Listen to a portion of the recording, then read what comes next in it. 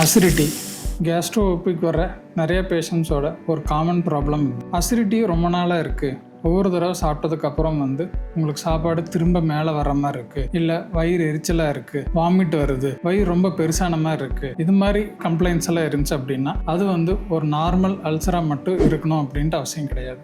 இது ஒரு ஹையட்டஸ் ஹெர்னியான்னு சொல்கிற மாதிரி ஸ்டொமக் உங்களுக்கு மேலே லங்ஸுக்கு ஹெர்னியேட் ஆகிருக்கலாம், இல்லை கேஸ்ட்ரோ ஈசோஃபேஜியல் ரிஃப்ளெக்ஸ் டிசீஸ்ன்னு சொல்லுவோம். உங்களோட ஈசோஃபேகஸோட ஸ்பிங்டர் ஒரு வால்வு மாதிரி இருக்கும், அது லூஸாக இருந்தாலும் உங்களுக்கு இதே மாதிரி கம்ப்ளைண்ட்ஸ் கண்டினியூஸாக இருக்கலாம். உங்களுக்கு ஒரு நார்மல் கேஸ்ட்ரிக் அல்சர் மட்டும் இருக்குது, ஒரு அல்சர் டிசீஸ் அப்படின்னா டேப்லெட்ஸ் மட்டும் உங்களுக்கு க்யூர் பண்ண முடியும். ஆனால் இந்த ஹையட்டஸ் ஹெர்னியா இருக்குது, இல்லை ஜிஇஆர்டி ரிஃப்ளெக்ஸ் டிசீஸ் இருக்குது அப்படின்னா உங்களுக்கு இது டேப்லெட்ஸில் சிம்டம்ஸை கண்ட்ரோல் மட்டும்தான் பண்ண முடியுமே தவிர ஒரு கம்ப்ளீட் க்யூர் கொடுக்க முடியாது. இது ஒரு சிம்பிள் லேப்ரோஸ்கோபிக் சர்ஜரி மூலிமா இதை உங்களுக்கு கம்ப்ளீட்டாக க்யூர் பண்ணிக்கலாம். சர்ஜரி ஒரு ஷார்ட் ஸ்டே சர்ஜரி தான் ஒரு 2-3 டேஸில் நீங்கள் சர்ஜரி முடிச்சுட்டு டிஸ்சார்ஜ் ஆகிக்கலாம்.